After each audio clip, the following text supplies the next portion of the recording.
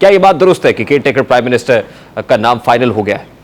Sir ये शाह महमूद कुरैशी साहब से पूछें, जब वो खबर दे रहे हैं तो उन्हीं से पूछें, हमारे पास तो ये खबर नहीं है अभी। जी ऐसी खबर है नहीं, और ऐसी खबर होगी तो डेफिनेटली आफ्टर डिस्कशन फाइनल होगा। कोई मीटिंग तो होगी ना, एक मीटिंग तो होगी।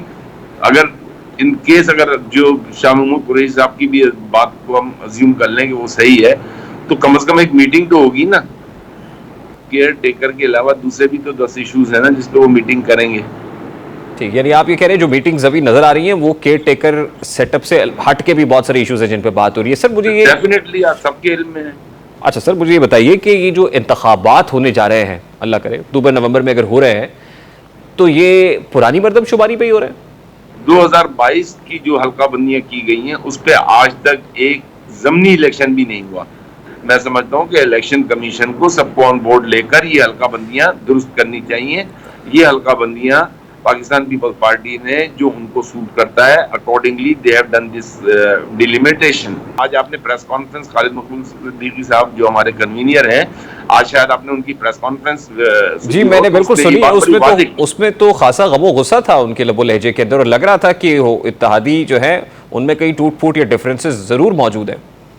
देखिए अब तो इस वक्त तो सबने अपना अपना पार्टी की पॉलिसी देखनी है, अपने अपने वोटर्स के इश्यूज को एड्रेस करना है, और इलेक्शन मोड में जब जाना है, जब इलेक्शन मोड में जाना है तो डेफिनेटली हमें अपने इलाके का, अपनी आवाम का जो है उसकी प्रॉपर रिप्रेजेंटेशन करनी है, ताकि हम कॉन्स्टिट्यूशनली अपनी आवाम को सेव कर सकें, उनको उनका जायज हक दिलवा सकें। खालिद मकबूल सिद्दीकी साहब ने जिस गमो गुस्से का इजहार अपने प्रेसर में किया है वो अहम हुकूमती स्टेक होल्डर है। और एमक्यूएम पाकिस्तान के तहफुजात इस वक्त क्या है? एमक्यूएम पाकिस्तान के रहनुमा डॉक्टर अरशद वोरा हमारे साथ मौजूद है। अस्सलाम वालेकुम डॉक्टर अरशद वोरा साहब, बहुत बहुत शुक्रिया आपके वक्त के लिए। मुझे सबसे पहले तो बताइएगा कि जो केयर टेकर सेटअप का प्रोसेस है, क्या इस प्रोसेस का हिस्सा एमक्यूएम पाकिस्तान नहीं है? देखिए कॉन्स्टिट्यूशनली एमक्यूएम पाकिस्तान को इसका हिस्सा होना चाहिए, और डेफिनेटली डिस्कशंस हुई हैं और हो रही हैं, तो अभी इस पर कोई हतमी बात मैं कर नहीं सकता। देखिए कॉन्स्टिट्यूशनली तो एमक्यूएम पाकिस्तान हुकूमती इत्तेहाद का हिस्सा है, मुशावरत का हिस्सा होना चाहिए। प्रैक्टिकली क्या है सर? देखिए पीपल्स पार्टी के साथ हम सिंध में, सूबा सिंध में हम अपोजिशन में हैं, तो सूबा सिंध में क्योंकि हम अपोजिशन में हैं, यहाँ हमारा स्टेटस डिफरेंट है, फेडरल गवर्नमेंट में हमारा स्टेटस डिफरेंट है। नहीं वो बात तो आपकी दुरुस्त है, तो केयर टेकर सेटअप तो सेंटर में बन रहा है ना सर, सेंटर में मुशावरत की बात हो रही है, तो वहां तक का जहां मामला है वहां पीपल्स पार्टी के साथ बैठे हुए हैं, आप ऑन बोर्ड हैं? जी देखिए ऑन बोर्ड वहां जाहिर सी बात है, जब गवर्नमेंट में है तो फिर ऑन बोर्ड है। यानी वजीर आजम ने आपको ऑन बोर्ड लिया है, एमक्यूएम पाकिस्तान इस मुशावरत में ऑन बोर्ड है, आप ये कंफर्म कर रहे हैं? जी जी जी, जो मीटिंग्स हुई हैं उस पर डेफिनेटली डिस्कशन हुआ है। तो डॉक्टर साहब बता सकते हैं ये प्रोसेस कहां तक पहुंचा है? ये इस पे मैं अभी देखें, मैंने जिस तरह कहा कि इट्स एन ऑनगोइंग प्रोसेस, अभी इस पे कुछ डिस्कस करना या डिबेट करना इज डिफिकल्ट राइट नाउ। लेकिन आज शाह महमूद कुरैशी साहब ने कहा ना कि दो बड़ों के माबैन केयर टेकर प्राइम मिनिस्टर का फैसला हो चुका है। उन्होंने रेफर किया आसिफ अली जरदारी साहब और शहबाज शरीफ साहब की मीटिंग को जो लाहौर मॉडल टाउन में हुई है। क्या ये बात दुरुस्त है कि केयर टेकर प्राइम मिनिस्टर का नाम फाइनल हो गया है? सर ये शाह महमूद कुरैशी साहब से पूछें, जब वो खबर दे रहे हैं तो उन्हीं से पूछें, हमारे पास तो ये खबर नहीं है अभी।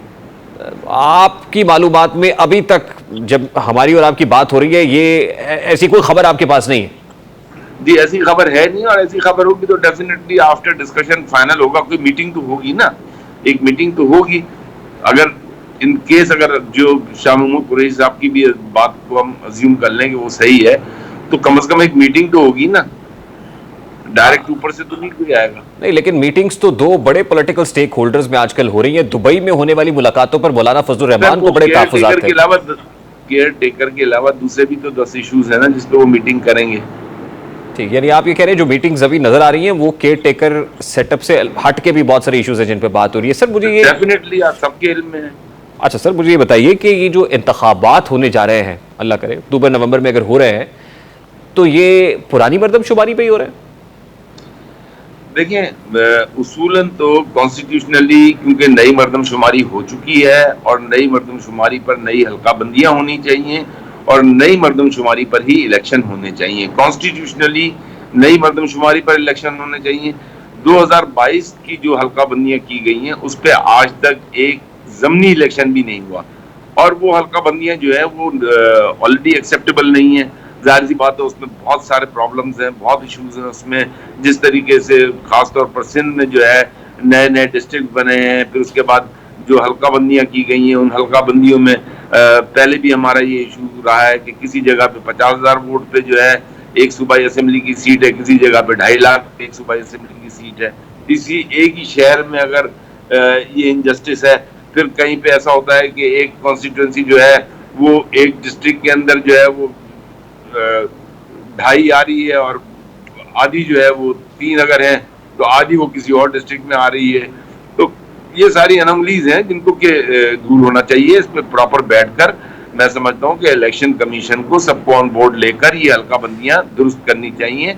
ये हल्का बंदियां पाकिस्तान पीपल्स पार्टी ने जो उनको सूट करता है accordingly they have done this delimitation. नहीं, लेकिन डॉक्टर अरशद वोरा साहब, अभी तक तो नए सेंसस को नोटिफाई भी नहीं किया गया। नोटिफिकेशन होने के बाद काउंसिल ऑफ कॉमन इंटरेस्ट का इजलास भी होना है, उसके बाद डिलिमिटेशंस का प्रोसेस है। ये तो दिल्ली दूरस्थ वाली बात है, ये लंबा चौड़ा प्रोसेस है, ये ओवरनाइट तो हो नहीं सकता है। और आपकी हुकूमती इत्तेहादी भी ये कह रहे हैं कि इंतखाबात तो पुरानी मरदमशुमारी पे ही होंगे। देखिए, अगर हुकूमती इत्तेहादी ये कह रहे हैं तो हमारा मौक़िफ़ तो इससे अलग है। हमारा मौक़िफ़ ये है कि इलेक्शन, देखिए कॉन्स्टिट्यूशनली इलेक्शन जो है वो आप वक्त पे कराएं, लेकिन आप ये जो जिस तरीके से डिलिमिटेशन ओवरनाइट्स हो गई थी, तो इसको स्टडी करके इसको दोबारा एड्रेस किया जा सकता है ना।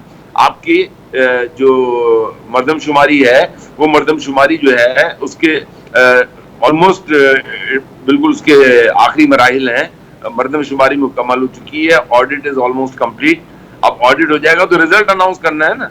तो फिर उसके बाद इसमें कौन सा ऐसा, मतलब इसी पाकिस्तान की पॉपुलेशन है, इसी शहर की पॉपुलेशन है, उसको फाइनल करके उसको बताना। देखिए ना, आपने बताया कि केयर टेकर सेटअप के प्रोसेस के हवाले से जो मुशावरत हो रही है उसमें आप ऑन बोर्ड है। अगर आप ऑन बोर्ड है तो इस इशू को उन मुलाकातों में टेकअप नहीं किया गया, उन मीटिंग्स में नहीं उठाया गया? बिल्कुल किया गया है, बिल्कुल किया गया है। आज आपने प्रेस कॉन्फ्रेंस, खालिद मखदूम सिद्दीकी साहब जो हमारे कन्वीनियर हैं, आज शायद आपने उनकी प्रेस कॉन्फ्रेंस जी मैंने बिल्कुल सुनी। उसमें तो खासा गमो गुस्सा था उनके लबो लहजे के अंदर, और लग रहा था कि इत्तेहादी जो है उनमें कई टूट फूट या डिफरेंसेस जरूर मौजूद है।